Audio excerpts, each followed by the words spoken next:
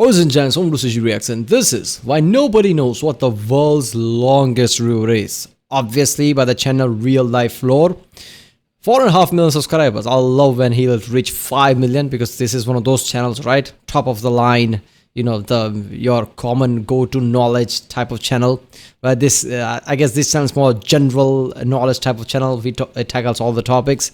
While Kusgazat is like a science channel, things like that. Let me know it's more like investigation, mystery type of channel. So yeah, internet historian, your common, you know, hilarious bullshit. I don't know.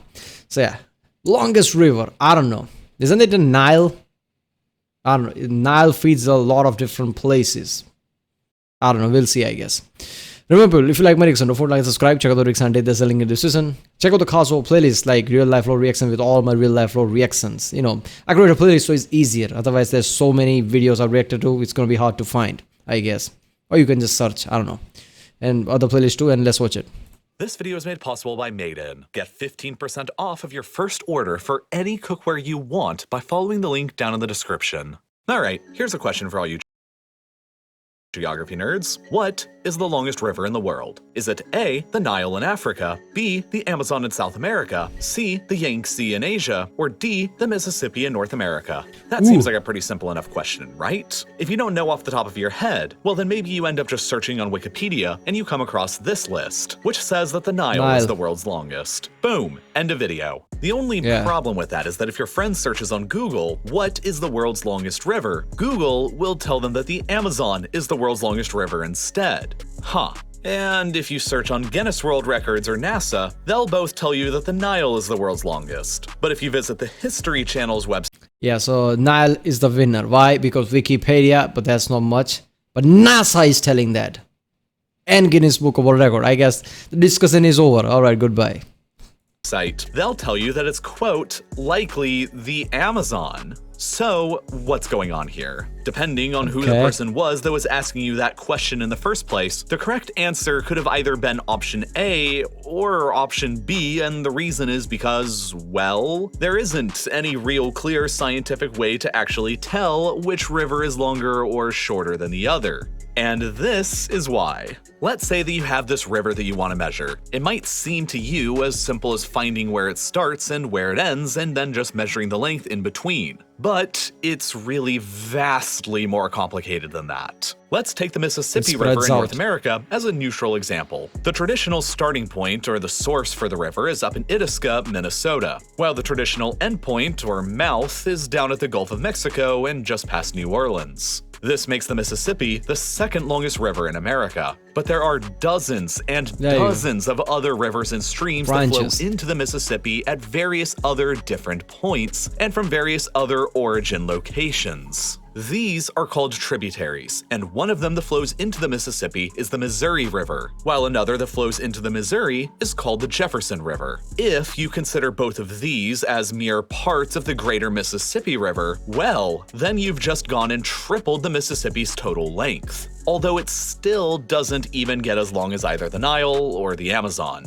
In addition to that, the river's actual mouth or endpoint can be pretty arbitrarily decided upon as well. Because when you're talking about the Mississippi, where exactly do you decide to draw the line?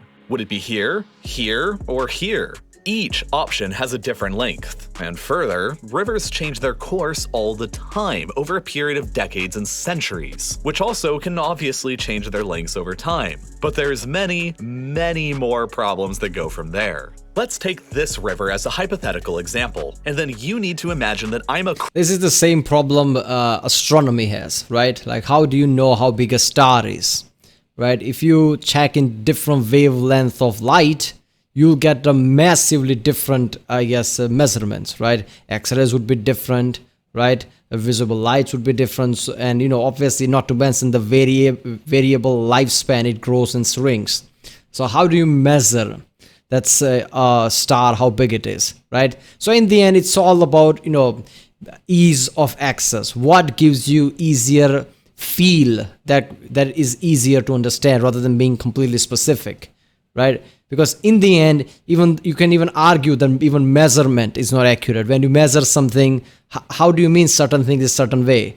Like if you see something is 4 foot 5 inch, right? Are you sure that's the completely accurate? Because if you go even more in depth, right, even the 5th inch line that you see, even that has a thickness. Now if you put parts of that, like, okay, that thickness is 4 parts, even those thickness at the really small scale would have thickness.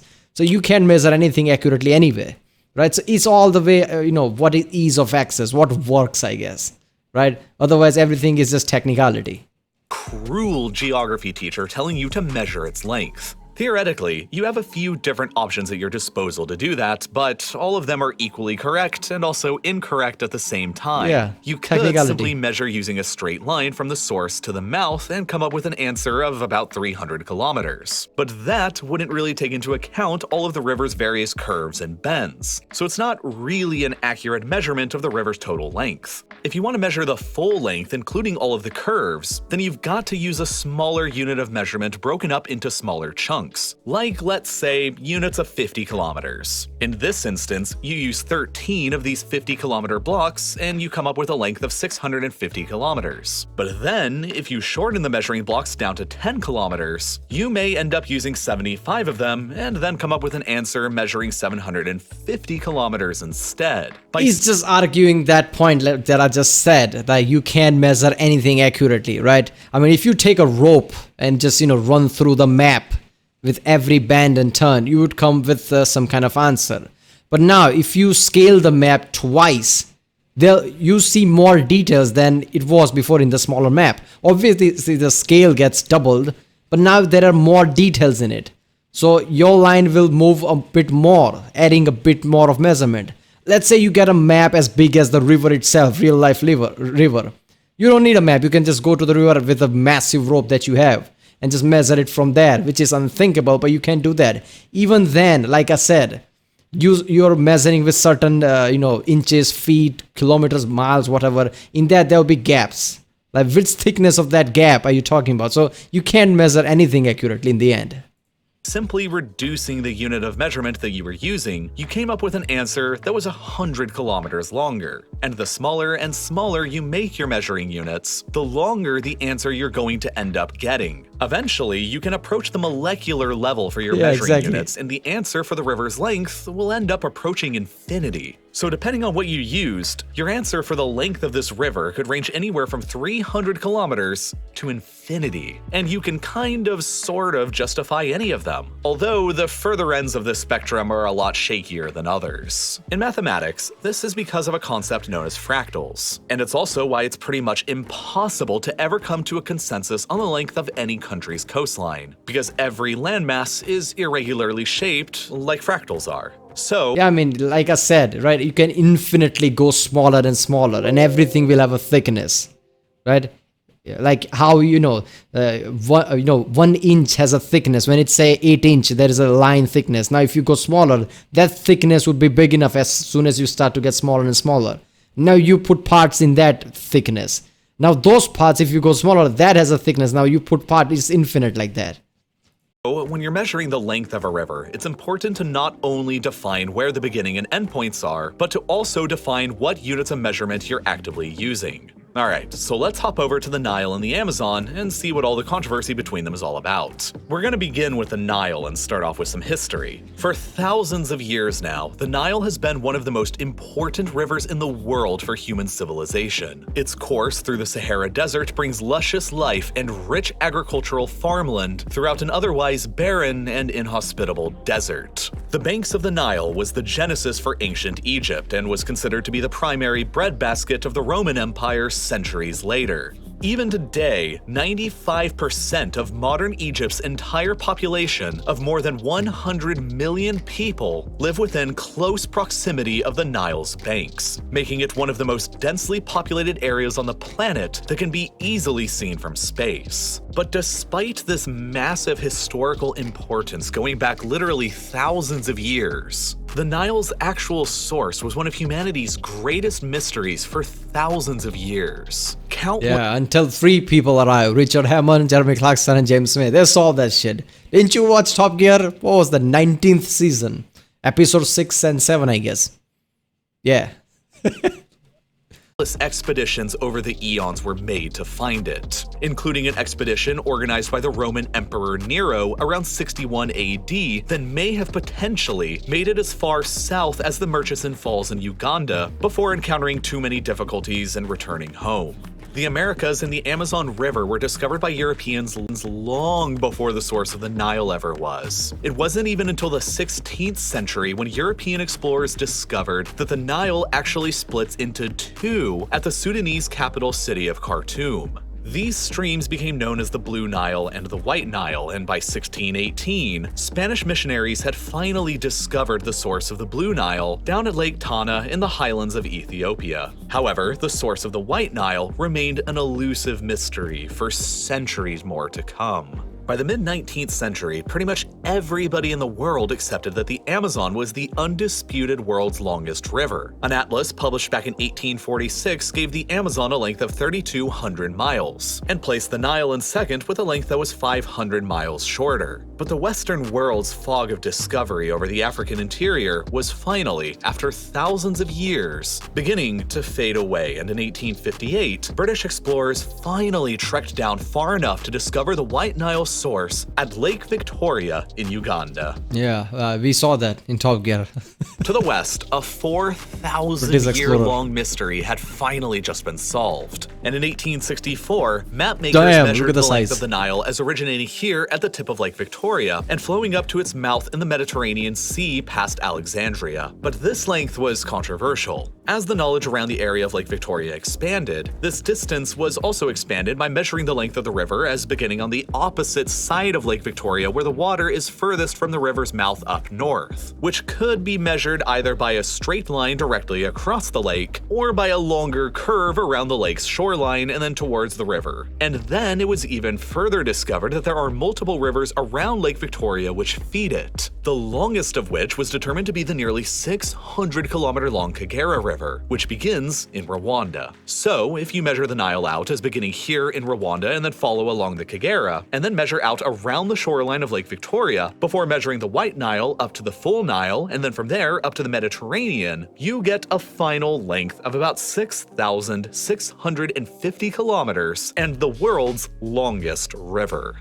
Okay, now let's move over to the Amazon. First of all, saying that the Amazon is all just one large river is really a huge misnomer, because it's really all a completely gargantuan network of tributaries that are all connected over time, forming what is absolutely and undisputedly the largest river in terms of total water volume in the world. The sheer scale of the Amazon river system is difficult to comprehend. But I'll put it Amazon River, Amazon Forest would give you that idea that obviously that would kind of make sense. This way. 20% of all the Earth's freshwater that is entering the oceans comes from just the Amazon system alone.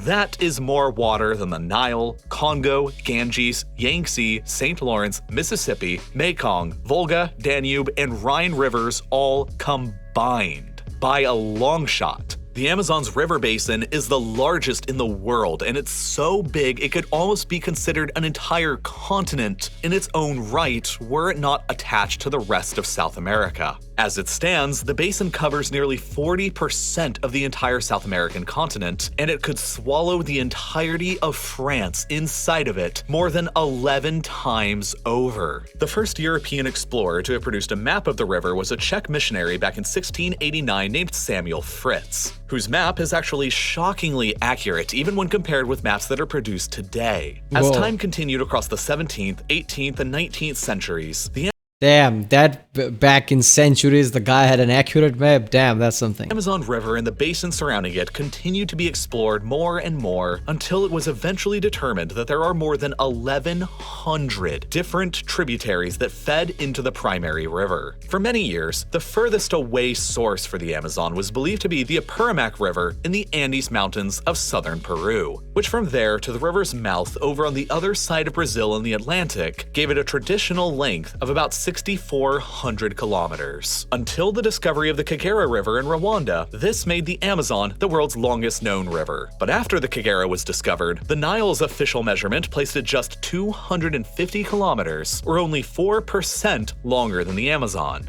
For decades, the Nile was widely considered and accepted by almost everyone to be the longer of the two rivers, but evidently, the Brazilian government wasn't ready to concede the title to the Nile and to Egypt just yet. For decades, the Apurimac River was considered to be the tributary river that was furthest away from the Amazon's mouth in the Atlantic. But that was until 2014, when a new group of researchers studied another tributary river nearby called the Rio Montaro, and discovered that it was nearly 80 kilometers longer than the Apurimac. So from here, the Rio Montaro eventually converges with the Apurimac to form the Ain River, which eventually converges with the Purine River to form the Tambo River, which itself eventually converges with the Urubamba River to form the Ucayali River, which itself eventually converges with the Marañón River, where it finally becomes the main Amazon River. So this is basically a tributary of a tributary of a tributary of yet another tributary that finally flows directly into the Amazon. But 80 kilometers all on its own doesn't make up for the fact that the Nile was still placed at 250 kilometers longer. So to make up the remaining 170 kilometers, the researchers also revised their estimate for the Amazon's endpoint as well. Traditionally, the Amazon's mouth was always believed to be located. This is ridiculous, right? It's like a dick measuring contest. They want to be Amazon to bigger, so they're finding any means necessary to be bigger. Does it even matter? Who gives a fuck, man? Both are bigger. How about that? Here on the north side of Marajó Island, at one of two possible mouth locations. But these researchers decided to use the southern route, which exits out along and past the southern side of Marajó Island, which adds an additional 353 kilometers in total length to the Amazon. For these reasons, this research team concluded that the Amazon's total length is actually, in fact, 6,992 kilometers, which beats out the traditional measurement of the Nile by 342 kilometers. But to be fair to the Nile, this same research team applied similar methodologies to measure the Nile as well and found that it was actually 6,953 kilometers, which makes the Amazon about 140 kilometers longer according to their research. It might be a little bit of a Will somebody just walk there in front of that team is like, no, that's it, no more. That's all that is, right? No more. stretch, and the team conducting the research may have been from the Brazilian Institute of Geography and Statistics, but that didn't stop the government of Brazil from immediately embracing these new measurements and citing that they are, in fact, the true owners of the world's longest river. So yeah, the lesson here is that measuring things is probably more complicated than you thought it was. But, to be fair, there's a lot of things that seem pretty complicated, but they often don't really have to be. Take cooking, for example. My least favorite part about cooking always used to be the prep. Dicing. Yeah, people, go to maidencookware.com/RLL and support this channel. Yeah, who has the biggest, biggest river in the world? Brazil or Nile, Africa? And everybody's just fighting to be biggest. For what? What do you get? Yeah, you are the biggest river in the world now. What, you get a lollipop? What's the point of it? Both are the bigger. How about that? Nile feeds a lot of, major scale countries and continent, I guess. So Nile is pretty fucking important. But as far as which one is bigger, who knows? In the end, like I said, you can't really measure anything accurately anyway. So does it even matter? Knowing that both comes close every single time, 6,900 kilometers, both of them, really comes close, as both are bigger. Well, people, that was why nobody knows what the world's longest river is. But it's on Real Life Lore. If you like my Rickson, don't forget to like, subscribe, check out the Rickson, there's a link in the description. Check out the cast, we'll check out the cards, and yeah, I'll see you next time.